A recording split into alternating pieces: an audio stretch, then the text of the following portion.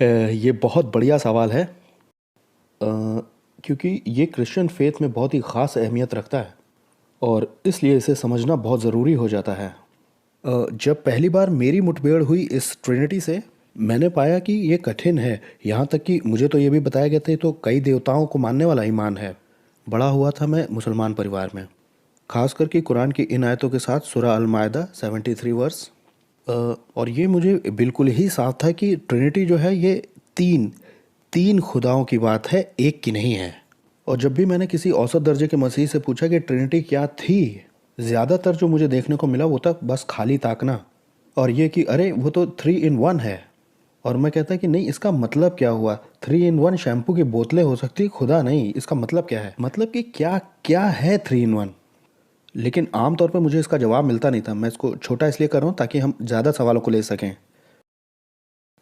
ये बहुत ज़रूरी हो जाता है कि आप इस ट्रिनिटी के सिद्धांत को समझाने के लायक हों, अगर आप इस पर यकीन करते हैं तो। अगर आपका इसमें विश्वास है तो आप इसको समझाने के लायक बनिए, नहीं तो आपको पता ही नहीं होगा कि आपका विश्वास क्या है। आप इस पे यकीन नहीं करते, आप इसमें यकीन करना चाहते हो लेकिन आपको पता नहीं है। तो आप ट्रिनिटी की डॉक्ट्रिन को समझाने के लायक बनिए। ट्रिनिटी की जो डॉक्ट्रिन है ये है, खुदा एक है अपने अस्तित्व में और शख्सियत तीन हैं, 1 in being and 3 in persons। अब तुरंत ही इसके बाद कोई भी कॉन्ट्रडिक्शन नहीं रह जाता, क्योंकि अगर मैंने कहा होता कि एक अस्तित्व में 3 अस्तित्व हैं, ये होता कॉन्ट्रडिक्शन। तो ये 1 being 3 persons हैं। तो अब क्या अंतर है एक अस्तित्व और 3 शख्सियतों में? ये जो होना है ये क्वालिटी है, ये उसका तत्व है, या उसको खूबी कह सकते हैं, जो चाहे आप कहें। बीइंग होना ये बतलाता है कि आप क्या हैं। और ये जो पर्सन्स है ये वो गुण और वो तत्व हैं जो कि आपको बनाता है कि आप किसके हैं। तो अस्तित्व आपको बनाता है कि आप क्या हैं और शख्सियत आपको बनाती है कि आप किसके हैं। अब जरा आप बताइए मैं कौन सा बीइंग हूँ? आपके कॉन्फिडेंस के लिए शुक्रिया, आई अप्रिशिएट, मैं इसकी प्रशंसा करता हूँ। ह्यूमन बीइंग, इंसान हूँ मैं, जानकारी दे रहा हूँ मैं। अब मैं हूँ कौन? मैं हूँ नबील कुरैशी। तो मैं क्या हूँ? I am a human being, और ये मेरा अस्तित्व है। और मैं कौन हूँ? मैं नबील हूँ, ये मेरी शख्सियत है। और ये दोनों सेम चीज़ें नहीं हैं।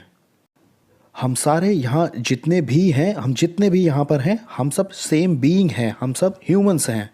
लेकिन आप में से कोई भी वो नहीं है जो मेरी शख्सियत है। हम सब अलग अलग शख्स हैं। तो एक बीइंग की विशेषताएं पर्सन की विशेषताओं से अलग हैं। तो खुदा नहीं, पहले मैं एक जान भी हूँ और मैं एक शख्स भी हूँ। लेकिन खुदा 1 बीइंग के साथ 3 पर्सन्स है, बाप, बेटा और रूह। क्या धरती पर ऐसी कोई दूसरी चीज़ है? नहीं। तो क्या इसका ये मतलब निकलेगा कि खुदा एक अस्तित्व में 3 शख्सियत नहीं हो सकता? बिल्कुल भी नहीं, वो हो सकता है, क्योंकि यही वो है। सिवाय रेवलेशन के खुदा के बारे में ये गहरी बातें हम जान सके, ऐसा कोई दूसरा तरीका नहीं। मैं ये मानता हूँ कि इस दुनिया में इतने सबूत तो मौजूद हैं कि हम इस फैसले पर पहुँच सकें कि खुदा है। और मैं मानता हूँ कि ये सबसे समझदार नतीजा है और सबसे ज़्यादा डेटा यही कवर करता है और सबसे ज़्यादा सेंस इसी का बनता है। और मुझे लगता है कि ऑकम रेजर क्राइटेरिया को ये फुलफिल करता है और ये काम करता है। लेकिन इस पॉइंट के बाद हम खुदा के बारे में जान कितना ज़्यादा सकते हैं? मैं समझता हूँ कि खुदा के बारे में गहरी बातों को जानने के लिए रेवलेशन की ज़रूरत पड़ती है, और उनमें से एक ये बात है कि खुदा 3 in 1 है। ट्रिनिटी का ये कॉन्सेप्ट बंधा हुआ है कि खुदा की कितनी शख्सियतें हैं।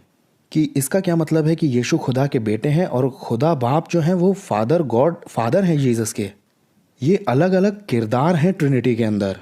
कई बार लोग इस शब्द बेटे को लेते हैं और फिर उसे कम या नीचा समझ लेते हैं, और वो ये समझते हैं कि ऐसा करना बिल्कुल ठीक रहेगा। तो आइए मैं आपके लिए इसमें बाइबल की आयतें लगाता हूँ, क्योंकि कई बार जब मैं मुसलमानों के साथ बहस में जाता हूँ या उनसे बात होती है हमारी, तो ये इश्यूज़ कई बार उठते हैं। जब मैं मुसलमान था तो मुझे भी उठते थे। कई लोग ऐसा कह देते हैं कि जैसे यीशु ने कहा है कि पिता मुझसे बड़ा है यूहन्ना के सुसमाचार में। ये कैसे हो सकता है कि यीशु खुदा हो जब वो कह रहे हैं कि मेरा पिता मुझसे बड़ा है? और मैं इसका जवाब ये बोल के देना चाहूँगा कि हमारी ऑर्गेनाइजेशन में अंकल रवि ज़करियास CEO हैं इस ऑर्गेनाइजेशन के। इस तरह से वो मुझसे बड़े हैं। मैं तो टोटम पोल में नीचे खड़ा हूँ, वो ऊपर खड़े हैं। ये बोल के मैंने ज़्यादा पॉइंट कमा लिए। तो वो मुझसे बड़े हैं, लेकिन हैं वो भी इंसान ही, बिल्कुल वैसे ही जैसे कि मैं हूँ।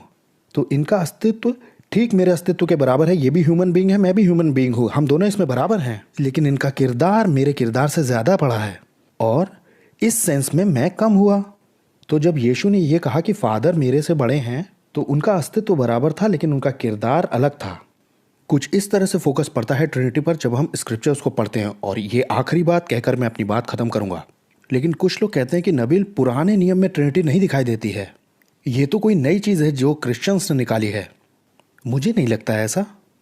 मुझे लगता है अगर हम ओल्ड टेस्टामेंट को और थोड़ा ध्यान से पढ़ें, जो नज़र हमारी साफ हुई है नए नियम को पढ़ करके, तो हमें ओल्ड टेस्टामेंट में दिखेगा। और लोग कहते हैं कि कहाँ कहाँ दिखाई पड़ने लग जाती है ट्रिनिटी पुराने नियम के अंदर।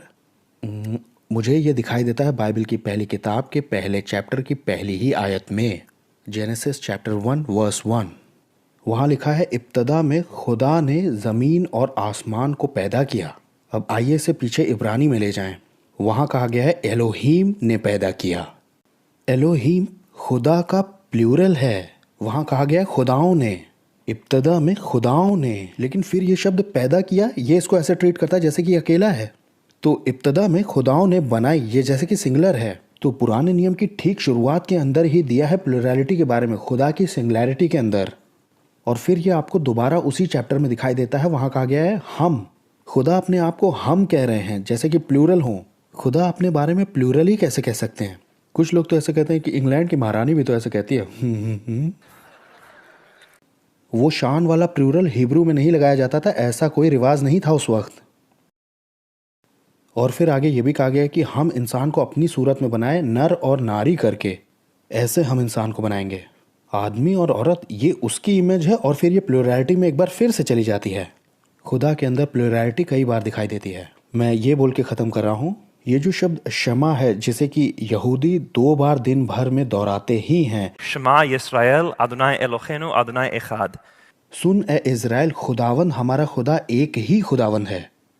ये बहुत ही गहरा ऐलान है कि हे इज़राइल सुन, तेरा खुदावन एक ही है। पॉलीथिज्म में भी ये बहुत गहरा है। लेकिन ये शब्द एक, एखाद, इसका इस्तेमाल सिंगुलैरिटी को समझाने के लिए नहीं किया जाता है। ये ऐसे किसी को समझाने के लिए कहा जाता है जैसे कि अंगूर का गुच्छा हो। आप उस पूरे गुच्छे को ही एक गुच्छा कहकर बोलते हैं, और ये है एखाद शब्द का मतलब। तो यहाँ तक कि शमा जो बोला जाता है उसमें भी हमें ट्रिनिटी की परछाई मिलती है। और इसी से यीशु की शख्सियत साफ होती है और बहुत कुछ जो गॉस्पेल में हुआ है। और मैं समझता हूँ, वैसे तो इसमें बहुत सारी चीज़ें आ सकती हैं, लेकिन खुदा के कैरेक्टर की सबसे खूबसूरत टीचिंग यही है कि कैसे खुदा दुनिया की हर एक चीज़ से सबसे अलग है।